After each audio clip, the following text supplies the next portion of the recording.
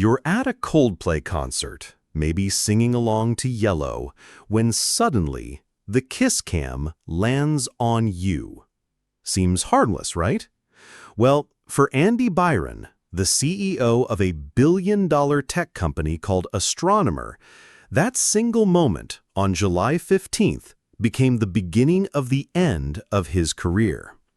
In less than 24 hours, one kiss cam moment went from innocent fun to viral sensation to corporate crisis to executive removal. This isn't just a story about one man's very public downfall. It's a masterclass in how our digital world can destroy lives at the speed of a tweet. The power of instant viral justice. Let's start with what actually happened, because the facts alone are stranger than fiction. Andy Byron, worth millions and running a company valued at over $1 billion, was caught on Coldplay's kiss cam at Fenway Park, cuddling with his chief people officer, Kristen Abbott. The moment was captured, shared, and within hours had spread across every major social platform. But here's where it gets fascinating from a psychological perspective. The internet didn't just share this moment, it weaponized it. Research from MIT shows that false or sensational information spreads 6 times faster than factual content on social media. And boy, did this story have all the ingredients: power, scandal, hypocrisy, and that delicious element of a powerful person being caught off guard. The speed was unprecedented. Within hours, major news outlets like the BBC, The Guardian, and The Sun were covering the story.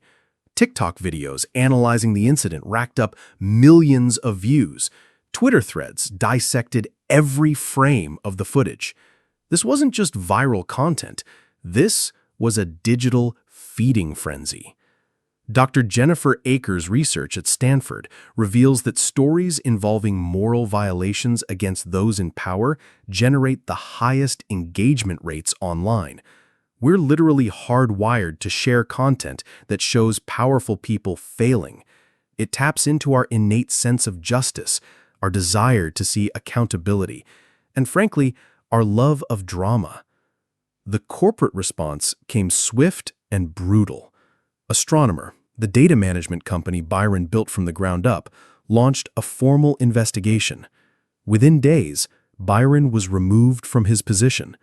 A career spanning decades, a company worth over $1 billion, all unraveled because of one moment on a jumbotron. The human cost of digital mob justice. But let's flip the script for a moment. What if we're looking at this all wrong? What if this story isn't about justice served, but about the terrifying reality of living in a world where privacy doesn't exist and forgiveness is extinct? Think about it. Andy Byron didn't commit a crime. He didn't defraud investors or abuse employees. He was caught in what appears to be a personal moment that, while potentially inappropriate given workplace dynamics, happened in his private time at a concert. Yet the punishment? Public humiliation, career destruction, viral infamy, seems massively disproportionate. Dr. Monica Lewinsky, who knows something about public shaming, argues in her research that our digital culture has created a culture of humiliation where we've lost all sense of proportionality. The punishment no longer fits the crime because the court of public opinion operates on emotion, not justice. Consider this: the same technology that allows us to instantly access information and connect globally also strips away context, nuance, and humanity. That kiss cam footage tells us nothing about Byron's actual relationship status, the nature of his relationship with his colleague, or the circumstances leading to that moment. But the internet filled in those blanks with assumptions, speculation, and judgment. Some argue that as CEO, Byron signed up for this level of scrutiny. But did he really?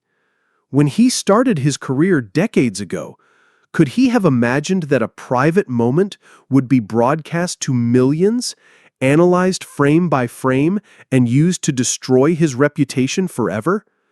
We've created a world where every public moment is potential ammunition. The most chilling part? This could happen to anyone. Every time you step outside, you're potentially one viral moment away from having your life dissected by strangers. That's not accountability. That's a surveillance state disguised as social justice. Navigating the new reality. So where does this leave us? Are we witnessing justice in action or digital mob rule? The answer, like most truths, lies somewhere in between.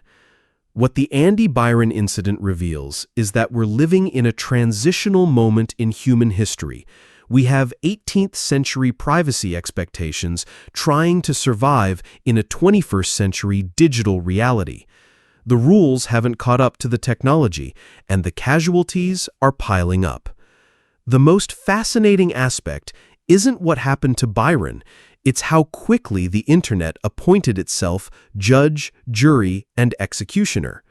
We've created a system where public opinion moves faster than facts, where context gets lost in the rush to judgment, and where redemption feels impossible. Yet there's something deeply human about our response to this story. Our fascination with Byron's downfall taps into ancient psychological drives. We've always loved watching powerful people fall, from Greek tragedies to modern reality TV. The difference now is the speed and scale. What once took months or years now happens in hours. Perhaps the real lesson here isn't about Byron at all. It's about us. It's about recognizing that we've become participants in a global system of instant judgment that we barely understand and can't control. Every share, every comment, every view contributes to this machine. The most sophisticated companies in the world are now scrambling to understand how to protect their executives from viral moments. Some are hiring reputation management firms. Others are training leaders on digital body language. We're essentially learning how to be human in public all over again. But this raises some uncomfortable questions that we all need to grapple with. Have we created a world where redemption is impossible? Where one moment can define an entire life? Are we comfortable with a system where anonymous internet users have more power to destroy careers than courts of law? And perhaps most importantly, what happens to a society where everyone is constantly performing, constantly worried that their next public moment might be their last? Are we becoming more authentic, or are we just getting better at hiding? When did we decide that public humiliation was an acceptable form of justice? And if we're going to wield this power, shouldn't we at least have some rules about how to use it responsibly? You know what haunts me about Andy Byron's story? It's not really about him at all. It's about the moment we realized that privacy died and we were all holding the murder weapon.